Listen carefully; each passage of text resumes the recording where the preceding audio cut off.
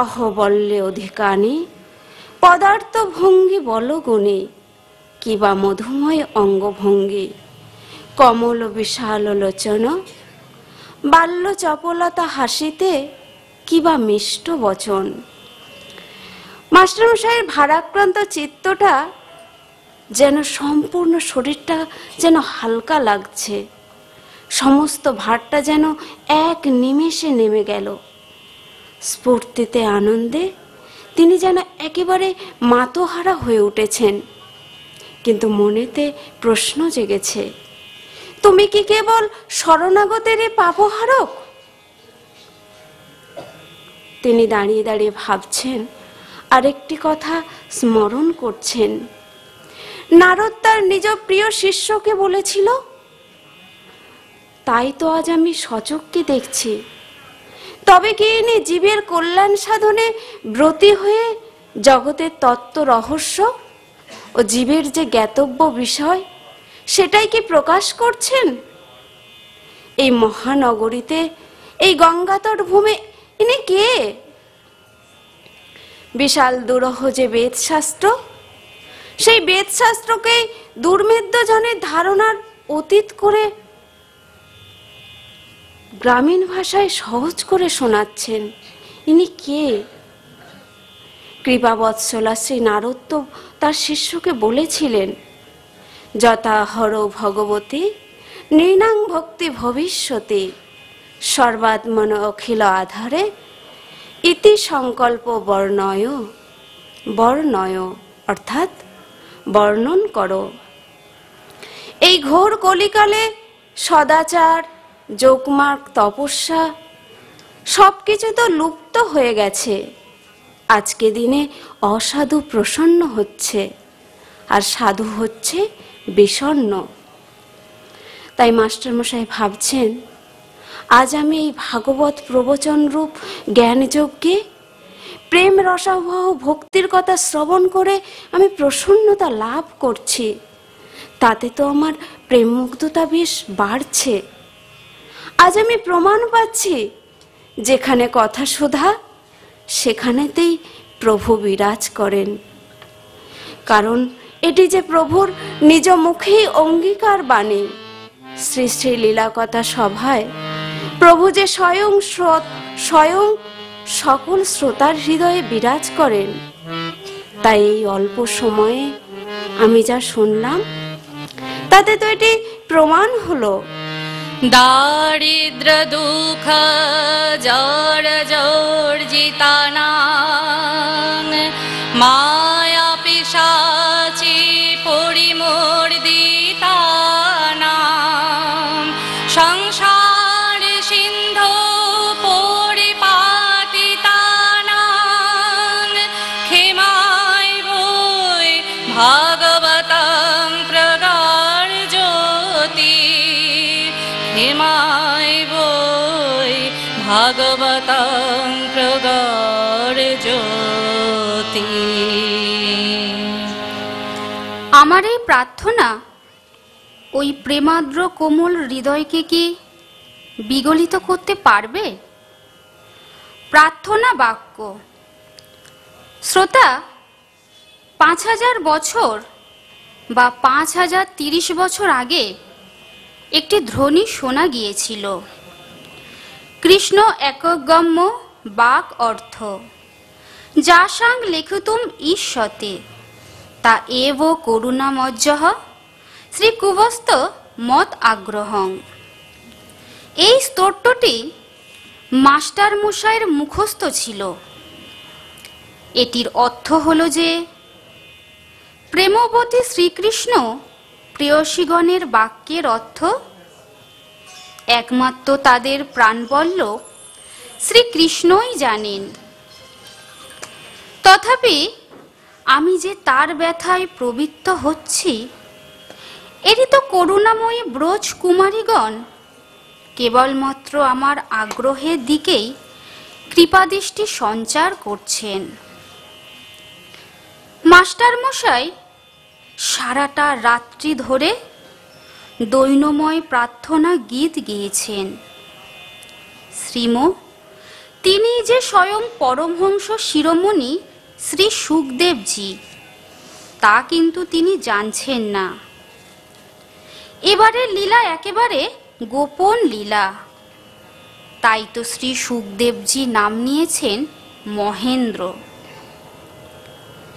প্রথম দর্শনেই শ্রীম অর্থাৎ মাস্টার মশাই সর্বসুখ নিকেতনে শ্রীচরণে তার দেহ, মন, প্রাণ সবকিছুই সমর্পণ করে দিয়েছেন। রাত্রি হয়েছে, বদ্দিদি 2 বার ডেকে গেছেন, একটু ঠান্ডাও পড়েছে। আবার খাবারগুলো 2 বার গরম করা হয়েছে। এদিকে বদ্দিদি কিন্তু কিছুই বুঝছেন না তার ভাই মনির কি হয়েছে।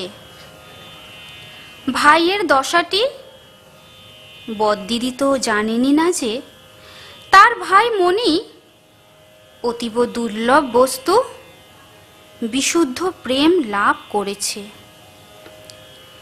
জম্মু নজ্জাত সুবর্ণ যেমন অতীব বিশুদ্ধ, তাতে অন্য কোনো ধাতুর সংমিশ্রণ নাই, ঠিক সেই রূপ এই বিশুদ্ধ প্রেম। অকৈতব প্রেম পয়নধি দশাটিতে আজ মাস্টার মশাই সারাটা রাত ধরেই তিনি এই দশাটিতে আছেন। বিশুদ্ধ প্রেম ধৃতা শবঃ ভবদ গুণ কথা অমৃত পানমতঃ প্রেম কথা এব অমৃতং তস্য পানেন মত্তমুগ্ধঃ কথা শ্রবণায় সৎসঙ্গম ভক্তিং প্রবহতাম অমলাং কামনায়াদি কলুষ ভাবা রহিতা আশায়াঃ কেবলং সাধু সঙ্গম এব কাময়া সংসার সাগরম অনায়াসেন সমূর্তিনা সংসার সাগরম অনায়াসেন সমূর্তিনা কথামৃত পানস্য মাদকত্যম। তাই শ্রোতা, এই কলিতে কেবল লীলা কথা। আমাদের সহজ সাধনই হলো মায়ের লীলা কথা শ্রবণ করা। কেমন করে? ন বাঞ্ছতি সুখম মুক্তিম শালক আদি চতুষ্টয়ম ব্রহ্মণাতম অমরত্যম বাতাদ বাঞ্ছা ন বাঞ্ছতি সাধু বক্তাৎ মা মন্ত্র যস্য কর্ণে প্রতিশ্রুতি। সাধু মুখে মায়ের নামটি কর্ণে এলে কি হয়? হে শ্রোতা, এটি আমাদের কথা নয়, স্বয়ং মহাদেব বলেছেন, পুরুষানাং শতং পূর্বম, অর্থাৎ যার কানে মায়ের নামটি যায় তার শত পূর্বে পুরুষরাও যে মুক্তি পেয়ে যায়। হ্যাঁ শ্রোতা, শিব বলেছেন, জানতি কালে মাতৃপদম। হয়তো আমাদের পূর্বপুরুষরা নরকস্থং, স্বর্গকস্থং বা যে যেখানেই আছেন, তারা সকলেই ভক্তি লাভ করে তৎক্ষণাৎ। আবার আমাদের মায়ের আশিস বচনটা তো আছে, আমার নামে যার নয়ন ঝরে আকারে আমি নিয়ে যাই হাত ধরে। মা কি বলেছেন? আমার নামে যার নয়ন ঝরে আমি নিয়ে যাই তারে হাত ধরে। হ্যাঁ শ্রোতা, একেবারে হাত ধরে নিয়ে যাওয়া। এরই জন্য সারদা সেবাশ্রম মায়েদের এই সেবা সাধনাটি। আপনারা অনুগ্রহ করে আমাদের এই সেবা সাধনাটি গ্রহণ করুন। প্রথম দর্শনে আকুল প্রাণে, আকুল আগ্রহে প্রভুর মুখ পানে চেয়েছে, অধীর হয়ে সমস্ত অঙ্গ দ্বারা প্রভুর সেবা করতে ইচ্ছা হচ্ছে। আহা, সুবিশুদ্ধ ভাষায় সুসম্বন্ধ বাক্য, তোতলা তোতলা উচ্চারণে আকৃষ্ট করা। এতটাই আকৃষ্ট যে ওই দিনটা, অর্থাৎ প্রথম দর্শনের দিনটা কত তারিখ তা মনে করে দ্বিতীয় দর্শনের তারিখটা মনে রাখা সম্ভবই হয়নি। একেবারে গাঢ় প্রেমেতে আচ্ছন্ন। তিনি শুধু জানতেন যে বিশ্বস্য কল্যাণায় কথা সুসারং, সর্বকথার মধ্যে শ্রেষ্ঠং হরি কথা। মাস্টারমশাই সারাটা রাত ধরে কথা সুধারসে ডুবে আছেন। সেটি কেমন দশা? মধুকরা যথা বহু পুষ্পে ভসারাম মধু সংগৃহ্য ততুদিগিরন্তি তথা সর্বকথাভ হরিকথাম সাররূপেণ। মাস্টারমশাই কত কত সভায় গেছেন, কত শত কথাও শুনেছেন, কিন্তু আজকের শোনা কথা হরি কথা। সর্বকথা সুশ্রেষ্ঠম হরি কথা। তাই শ্রোতা, আমরা সকলে কতই না ভাগ্যবান। ভাগ্যবান বলেই তো এই কথা সুধা পান করছি। একদিন সম্পূর্ণ ভারতবাসী নাম সুধা পান করেছিলেন তো। কথা কইতেই যদি হয়, কওগো সদা হরি কথা। শ্রোতা, গুরু কথা কখনোই শক্তি দিয়ে বা বুদ্ধি দিয়ে মাপতে নেই। সেটিকে সবসময় ভক্তি দিয়ে অনুভব করতে হয়। আপনারা সকলে এক মনে একটি সত্য ঘটনা শুনুন। শ্রী গুরু পূর্ণিমায় সকলেই তার নিজ নিজ গুরুর আরাধনা করেন। তাই এবারের গুরু পূর্ণিমাতেও এক ধনী শিষ্য তার নিজের বাড়িতে গুরুদেবকে এনে মহোৎসব করার ব্যবস্থা করেছেন। বাগান থেকে মালিরা খুব সুন্দর সুন্দর ফুল এনেছেন। সেই ফুল দিয়ে গুরুদেবের ঘরটি এবং তার বসার আসনটি সুন্দর করে সাজানো হয়েছে। নানান সুগন্ধি ফুলের সৌরভে ভ্রমরগণ এসে মাতামাতি করছে। অপরদিকে আরেক গরিব শিষ্য ওই গুরু পূর্ণিমার দিনে তার নিজের উঠানের টগর ফুল গাছ হতে পুষ্প চয়ন করে তারা স্বামী স্ত্রী দুজনে মিলে সুন্দর একটি টগর ফুলের মালা গাঁথছেন। বেশ সুন্দর একটি মালা গাঁথছেন। কিন্তু তাদের যে একটাই চিন্তা, এই মালাখানি আমরা গুরুদেবের কাছে কিভাবে পৌঁছাবো, আর গুরুদেবের চরণেই বা কিভাবে দেব?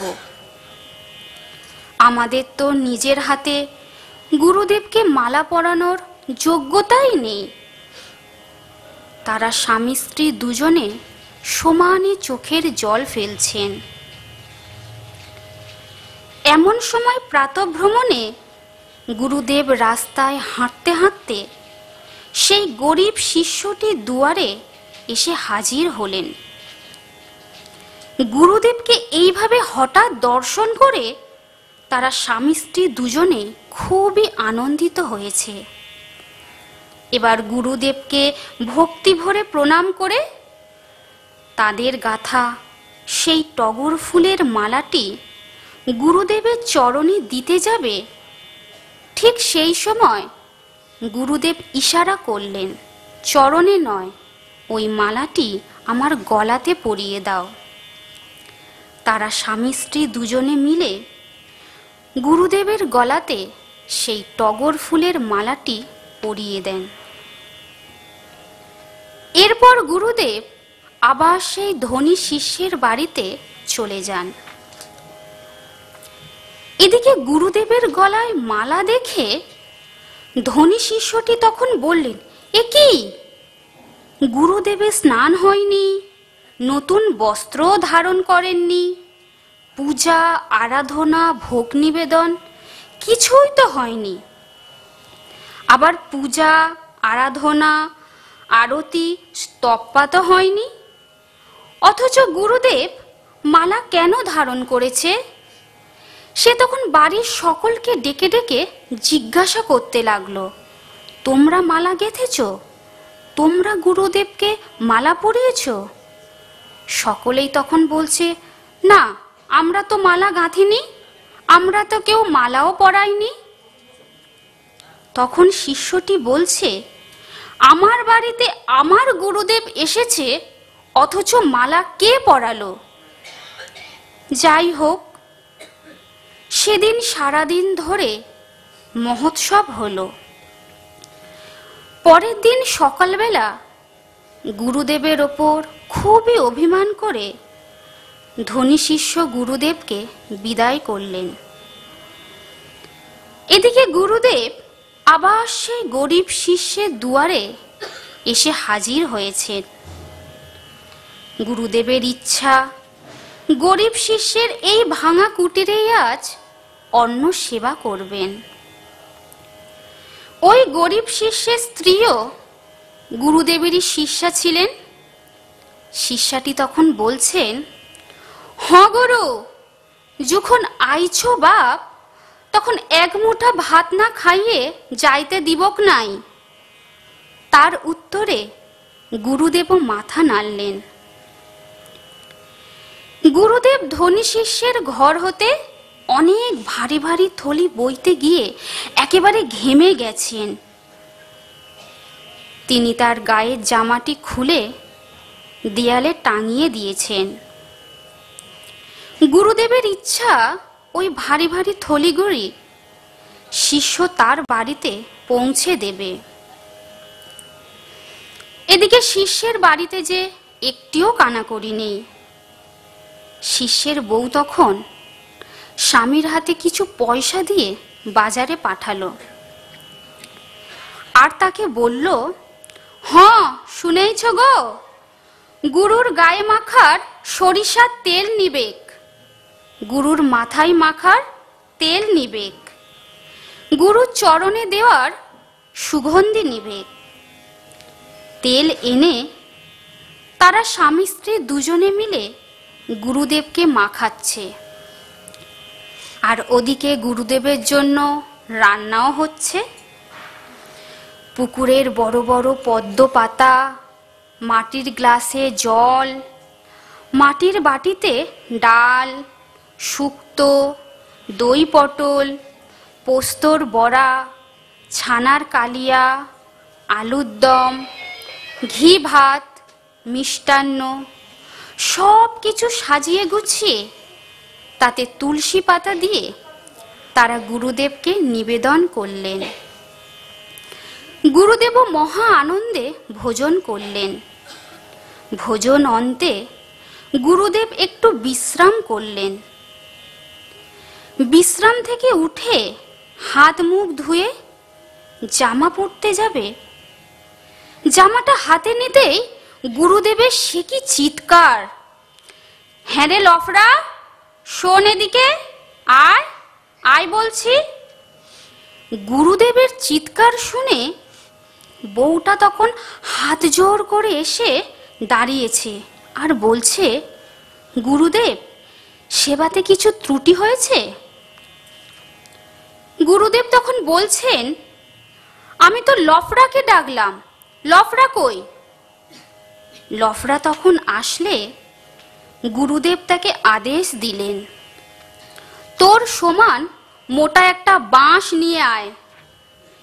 এই কথাটি শুনতেই শিষ্যা একেবারে গুরুদেবের পায়ে পড়ে গেল। শিষ্যা তখন কাঁদছেন আর বলছেন, গুরু, মোরে শাস্তি দাও, আমি অপরাধ কইরেছি। গুরু সেবার জন্য, বিশ্বাস করো, শুধুমাত্র গুরুর সেবার জন্য। গুরুদেব তখন বললেন, আমি কিচ্ছু শুনতে চাই না, লফড়া বাঁশ আন। শিষ্যা তখন একেবারে ঠক ঠক করে কাঁপছে। লফড়া তখন মোটা একটি বাঁশ আনলো। লফড়া বাঁশটা আনলে গুরুদেব তাকে আদেশ দিলেন, তোর ঘরের দরজা হতে মাপামাপি করবি। 10 বাঁশ মাপা হলে যে গাছটা পাবি সেটা বাজারে বিক্রি করবি। পরের দিন সকালবেলা আবার ওই কাটা গাছটা হতে 10 বাঁশ মাপবি, যে গাছটা পাবি সেটাই বাজারে বিক্রি করবি। এইভাবে প্রতিদিন 10 বাঁশ মাপবি আর যে গাছটাই পাবি সেটাই বাজারে বিক্রি করবি। এই কথাগুলি বলে গুরুদেব তাদের ঘর হতে বিদায় নিলেন। আবার 1 বছর পর ঠিক এই গুরু পূর্ণিমা তিথিতেই গুরুদেব প্রথম সেই গরিব শিষ্যের দুয়ারে এসে দাঁড়িয়েছেন। গুরুদেব অবাক হয়ে দেখছেন, খড়ের চালটি আর নেই, মাটির দেওয়ালটাও ভেঙে পড়েছে। শিষ্য শিষ্যা কোথায়? গুরুদেব তখন হুঙ্কার দিলেন, লফড়া, তেমনি ও তেমনি, কোথায় লো? গুরুদেবের হুঙ্কার শুনে সকল বাচ্চারা ছুটে এসেছে। বাচ্চারা তখন বলছে, লফড়া এখন সার হয়েছে, লফড়া এখন সার হয়েছে, সে বাঁশ মাপে আর টাকা মাপে, সে বাঁশ মাপে আর টাকা মাপে, এখন সে ধনী হয়েছে, এখন সে ধনী হয়েছে, লফড়া এখন সার হয়েছে। দেখো দেখো ও গুরু, গুরু, লফড়া এখন সার হয়েছে, লফড়া এখন সার হয়েছে। গুরুদেব তখন বলছেন, কি সার সার করছিস? মানুষ থেকে আবার সার হয় নাকি? বাচ্চারা আবার গাইছে, নদী পারে ওই নদী পারে, নদী পারে স্যার বাড়ি করেছে, দেখো নদী পারে স্যার বাড়ি করেছে, গগনে গগনে তার ঝুলছে, ওই গগনে গগনে তার ঝুলছে, একটা নম্বর একটাই মন্ত্র, হ্যালো হ্যালো হ্যালো স্যার, তবেই স্যার শুনতে পাবে, তবেই স্যার শুনতে পাবে। গুরুদেব বলছেন, কি সার সার করছিস? বাচ্চারা তখন বলছে, গুরুদেব, ওই দেখো বাড়িটা কেমন চকচক চকচক করছে, ও বাঁশ মাপে আর টাকা মাপে, এখনো না অনেক ধনী হয়েছে। এই কথাগুলি শুনে গুরুদেব তখন হনহন করে হেঁটে নদীর ওপারে গেল। গুরুদেব নম্বরটা জানে না, কিন্তু মন্ত্রটা শুনেছে। গুরুদেব তখন তার শিষ্যের বাড়ির গেটের সামনে দাঁড়িয়ে খুব জোরে জোরে মন্ত্র পাঠ করছে, hello sir, hello hello sir, hello hello hello sir. গুরুদেবের এই রকম মন্ত্র পাঠ শুনে প্রহরীরা ছুটে এলেন। প্রহরীরা তাকে ধমকাচ্ছে, ও বুড়া, বিগলাবি না, সার সার বলছিস কেন রে, বল স্যার। এই কথা শুনে গুরুদেব তখন বললেন, কি সার নয় স্যার। এদিকে গুরুদেব এসেছেন শুনে শিষ্য শিষ্যাও ছুটে এলেন। তাদের পরিদেহ বস্ত্র দেখে, তাদের হাতে গুরুদেবকে দেওয়ার জন্য সোনার খুব বড় হার দেখে, ঠিক এমন সময় হঠাৎ করে মিউজিক বেজে উঠল। স্বাগতম সুস্বাগতম স্বাগতম গুরু, স্বাগতম সুস্বাগতম স্বাগতম গুরু, স্বাগতম সুস্বাগতম স্বাগতম গুরু। গুরুদেব তখন বললেন, বাঁশটা কোথায়? ওই বাঁশটা কোথায়? শিষ্য বাঁশটা আনলে গুরুদেব তখন বললেন, এই বাঁশটা যত গন্ডগোলের। এই বলে সেটিকে একেবারে ভেঙে চুরমার করে দিলেন। গুরুদেব কিন্তু সোনার হারটা নিলেন না। তিনি তখন বললেন, সেই যে তোদের নিজের হাতে গাঁথা টগর ফুলের মালাটা। এই কথাটি শুনেই শিষ্যা প্রণাম করে হাত জোর করে কেঁদে কেঁদে বলছেন, গুরু তুমি অভয়দাতা বট, তাই সাহস কইরে বলুছি। হ গুরু, সেদিন তোমার জামার পকেট হইতে যত টাকা চুরি করেছিলাম, তত টাকাই না আমি রোজ রোজ জমাই। এ গুরু, গুরু তুমি লিবে তো টাকাটা? আমি তোমার সেবার জন্যই সেদিন চুরি করেছিলাম। শিষ্য শিষ্যাকে নিয়ে গুরুদেব তখন বানপ্রস্থ গ্রহণ করলেন। শিষ্য শিষ্যা গুরুদেবকে